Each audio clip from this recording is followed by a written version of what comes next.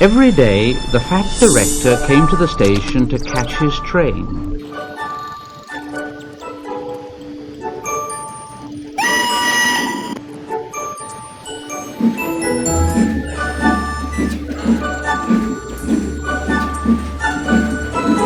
And he always nodded to Thomas and said, "Morning, Thomas."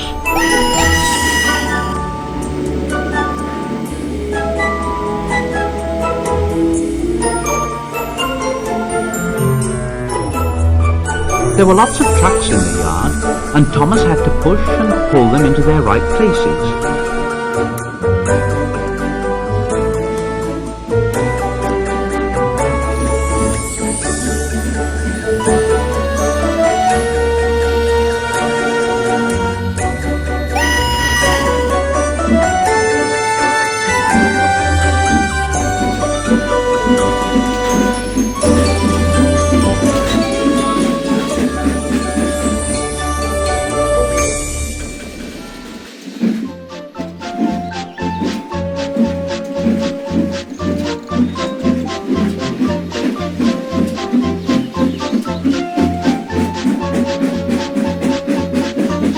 He worked hard. He knew now that he wasn't so clever as he'd thought.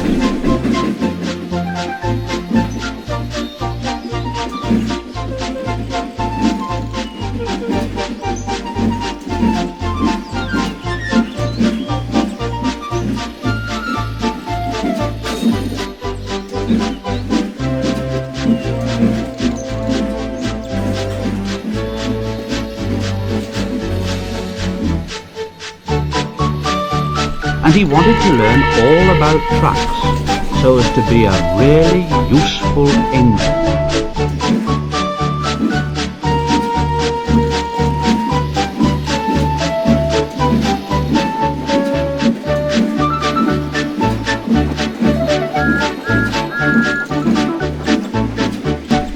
But on the siding, by themselves, were some trucks that Thomas was told he mustn't touch. There was a small coach, some flat trucks, and two queer things his driver called cranes. "That's the breakdown train, Thomas, and when there's an accident, the workmen get into the coach and the engine takes them quickly to help the hurt people and to clear and mend the line. The cranes are for lifting heavy things like engines and coaches and trucks."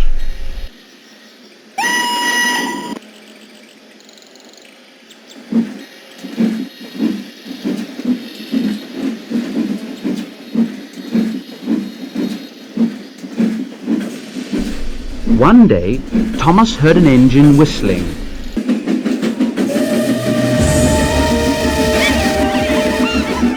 "Help! Help!" And a goods train came rushing through, very fast. "Help! Help!" The engine, a new one called James, was frightened. His brake blocks were on fire, and smoke and sparks streamed out on each side. "They're pushing me! They're pushing me! Those silly trucks are pushing me!" And the trucks just laughed. Poor James disappeared under the bridge, whistling for help. "Help! Help!" Thomas the tank engine didn't know what to do. "Oh, I'd like to teach those trucks a lesson." Presently, a man came, running. "James is off the line. The breakdown train. Quickly!"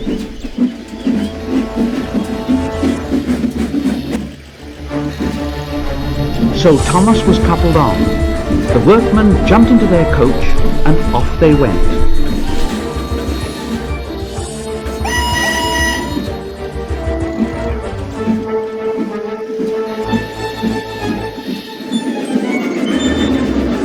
Thomas worked his hardest. Faster, faster, faster, faster, faster, faster. Oh, bother those trucks and their tricks. I only hope poor James isn't hurt.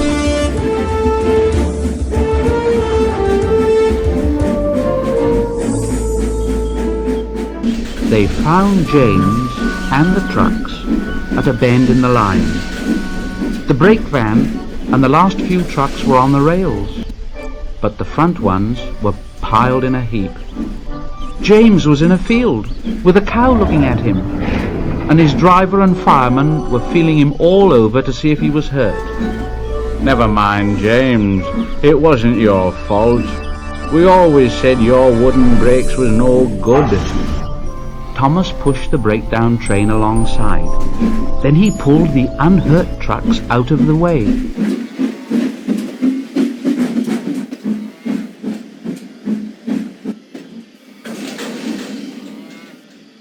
Oh dear! Oh, don't hurt us, Thomas! Don't hurt us, Thomas! It serves you right! It serves you right! He puffed backwards and forwards all the afternoon, and he scolded the trucks. "This'll teach you a lesson! This'll teach you a lesson!" And the trucks answered in groany, creaky sort of voices, "Yes, it will! Yes, it will!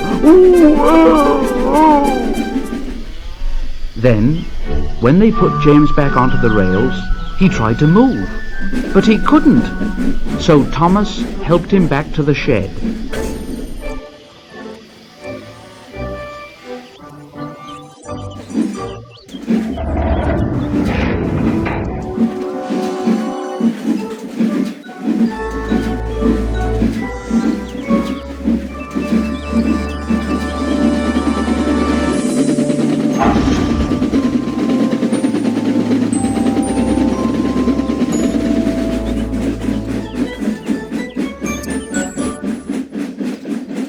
The fat director was waiting anxiously for them.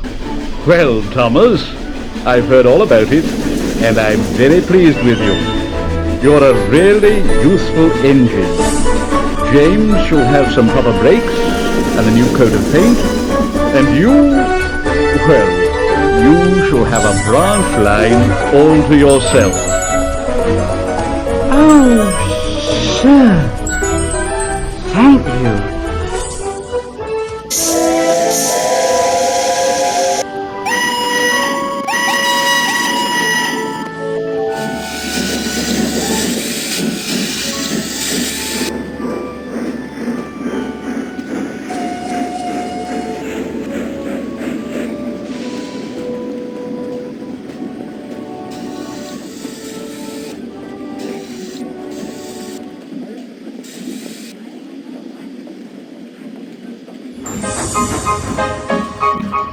Now Thomas is as happy as can be. He has a branch line all to himself and puffs proudly backwards and forwards with two coaches all day. He's a really useful engine, you know. Sir Topham Hadwell, he told him so. Now he's got a branch line to call his very own. He's the really useful engine we adore. He's the one. He's the one. He's the really useful engine that we adore. He's the one. He's the number one. Tank engine. He's never lonely because there's always some engine to talk to at the junction. Edward and Henry stop there quite often and tell him the news. Gordon is always in a hurry and doesn't stop, but he never forgets to say to Thomas, and Thomas in return always whistles. He's a really useful engine, you know. Sir Topham Hadwell, he told him so. Now he's got a branch line to call his very own. He's the really useful engine we adore. He's the one. He's the one. He's the really useful engine that we adore. He's the one. He's the number one. Thomas the Tank Engine. little blue train. He's always there whenever you need a hand. If you need help with a situation,